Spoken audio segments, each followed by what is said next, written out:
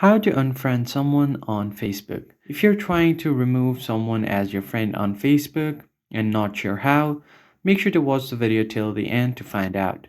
First thing you need to do is open up your Facebook application and you just need to make sure that you are logged into your account. Once you are logged in, what you need to do next is to head over to your friends section.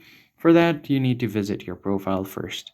Tap on the three lines at the top right and then tap on your profile icon. Then once you land on your profile page, scroll down a bit until you see the friends option. And if you don't see the friends option, that's probably because your professional mode is turned on. So what you're gonna see instead is followers. So click on this followers option. These are your friends. So from here, head over to friends.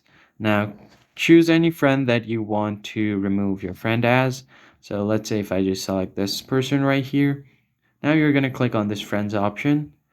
And then here you have unfollow, take a break, edit friend list, and then unfriend option. So click on the last option to unfriend. And it will ask you if you want to confirm. Tap on confirm and you're good to go. And if you want to add them back, you can click on add friend here as well. So that's pretty much it, guys. If this video was helpful to you, make sure to like the video and subscribe. I'll see you next time.